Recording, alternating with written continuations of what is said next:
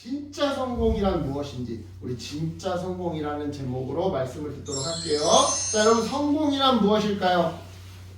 국어 사전을 보면요. 목적하는 바를 이룸이라고 설명되어 있는데요.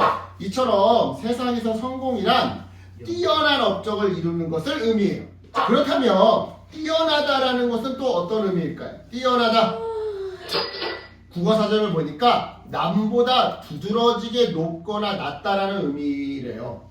즉 세상에서 말하는 성공이란 다른 사람보다 두드러지게 더 나은 업적을 이루는 것을 의미하죠. 그런데 여러분 여기서 지금 어떤 단어가 보이고 있어요? 보다. 뭐뭐보다. 그죠? 뭐뭐보다. 네. 즉 세상적인 의미에서 성공의 기준은 다른 사람과의 비교, 누구누구보다 다른 사람과의 비교를 통해 정해지더라는 건데요. 비교식, 그치? 따라서 이 세상은요 남들과의 비교를 통해 그러니까 누가 더 돈을 많이 벌었는지, 누가 더 공부를 잘하는지, 누가 더 좋은 집, 넓은 집에 살고 있는지 등등 무엇이든지 다른 사람과의 비교를 통해 성공을 이야기하곤 해요. 그치? 하지만 성경은요 다르죠. 어떻게 다르냐? 지금부터 성경이 말하는 성공에 대해서 알아보도록 할 건데요. 오늘 본문은 예수님이 귀신 들린 아이에게서 귀신을 내쫓아 주신 다음부터 이야기가 시작돼요. 자, 귀신 들린 아이를 고쳐주신 예수님은요 제자들과 함께 그곳을 떠나 제자들하고만 남게 되는데요.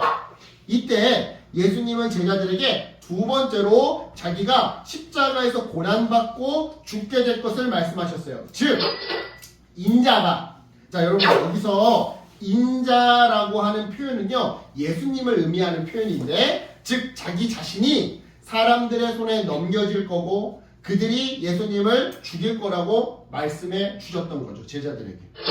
하지만 그와 동시에 죽은 지 3일 만에 다시 살아날 거라고 말씀해 주셨는데요. 그런데요 방금 전에도 목사님이 여러분에게 얘기했지만 예수님은 자기의 고난과 부활을 지금까지 제자들에게 몇 번 알려주셨어요? 2번. 2번. 여러분 이거 이상하지 않아요? 생각해보세요. 그동안 몇 날 며칠을, 적어도 1, 2년을 날마다 같이 먹고 같이 잔 제자들에게 그들을 이끌고 다니는 선생님이자 동시에 그들을 구원할 하나님의 아들 메시아가 자기의 죽음과 부활을 고작 2번밖에 이야기해 주지 않았다? 거의 2년 넘게 함께 다녔는데 예수님은 왜 자기가 십자가에서 죽고 부활하신다는 사실을 제자들한테 왜 이렇게 알려주지 않았던 걸까요? 아니 그나마 제자들은 좀 형편이 나, 사정이 좀 나. 제자들 말고 다른 사람들한테는 한 번도 알려주시지 않았단 말이지. 도대체 예수님 왜 이랬던 걸까요?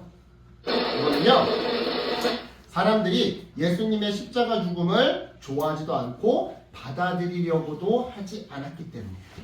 자, 목사님의 설명 한번 잘 들어보세요.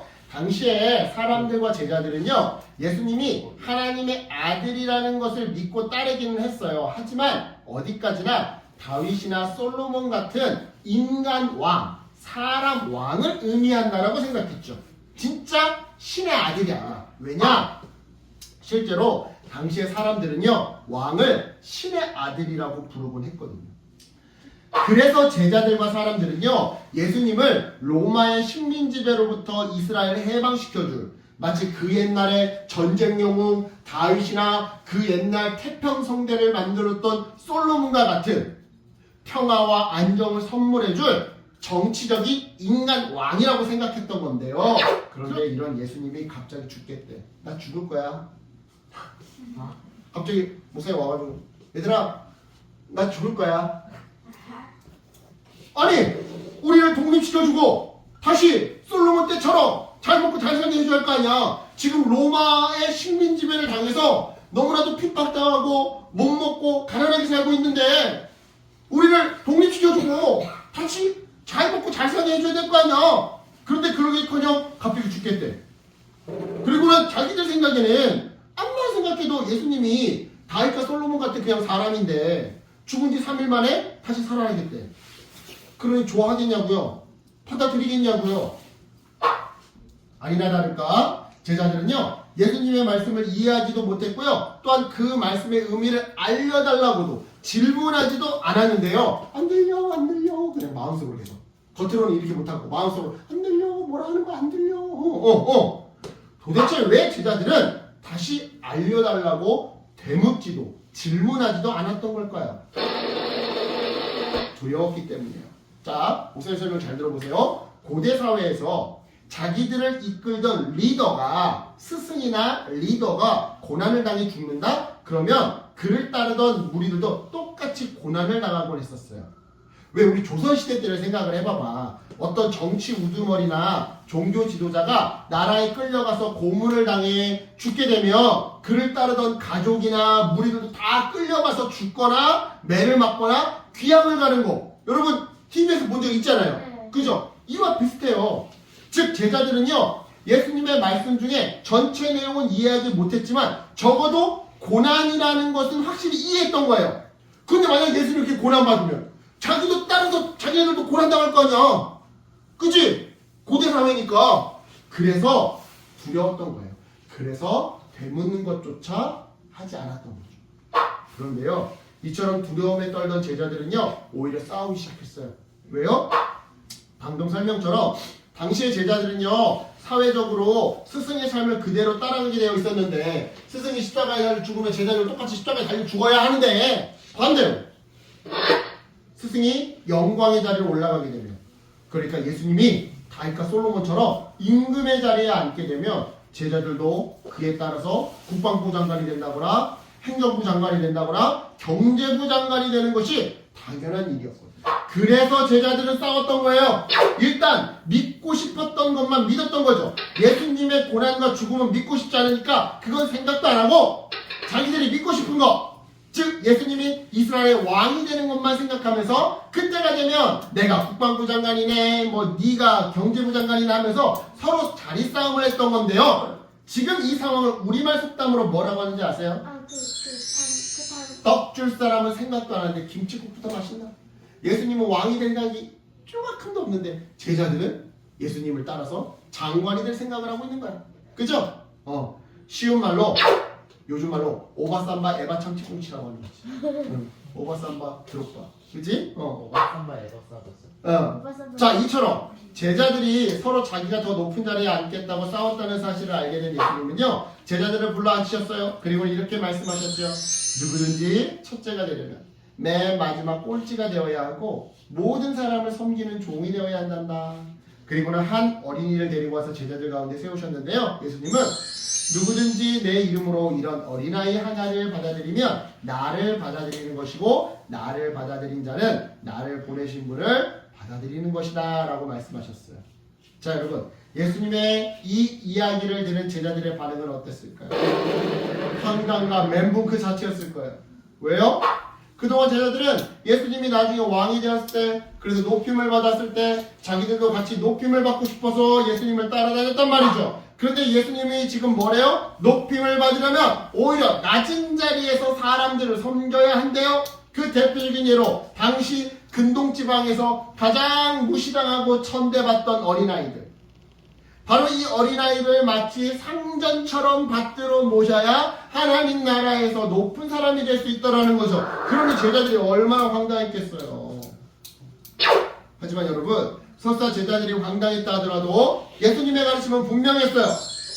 성공이란 낮은 자를 섬기는 삶이다. 내가 돈이 많아야 성공이 아니고, 공부를 잘해야 성공이 아니고, 서울대를 가야지 성공이 아니고, 낮은 자를 섬기는 사람이 바로 성공한 사람. 다른 말로 다른 사람을 위해 내가 희생하는 삶이 진정한 진짜 성공이더라 이 말이에요. 자, 여러분, 앞서 서두에서 세상은요, 성공을 뭐라고 이야기한다고 했어요? 나를 위해서 남을 경쟁해서 밟고 내가 더 높은 자리에 올라서는 거. 하지만 오늘 말씀에서 예수님은 성공을 뭐라고 이야기하고 계시는 거예요? 남을 위해서 내가 희생해서 더 낮은 자리로 내려가는 거예요. 그러니까 여러분, 왜 지금 공부하는 거예요? 공부해서 남 주기 위해서 공부하는 거예요. 공부해서 다른 사람 섬기기 위해서, 도와주기 위해서 공부하는 거예요. 학교 다니는 거예요. 돈 많이 벌려고 나중에 돈 많이 벌려고 공부하는 게 아니에요. 어때요 여러분? 정말 다르죠? 바로 이러한 성경적 성공, 진짜 성공을 가장 단적으로 보여주는 예가 바로 예수님의 십자가 죽음인데요. 왜냐? 예수님 본인이 아니 남을 위해서, 우리를 위해서, 남들을 위해서, 즉 우리의 구원을 위해서 예수님이 대신 죽으시사, 희생하시사 가장 낮은 자리, 즉 가장 저주받은 사람들이나 달리는 십자가에 매달리셨거든요. 따라서 여러분, 누군가가 예수님의 십자가 죽음을 믿고 따라가는 사람이라고 한다면 그 사람은 당연히 예수님처럼 남을 위해서 자기를 희생하고 가장 낮은 자리, 아무도 가려고 하지 않는 자리로 내려가려고 할 거예요.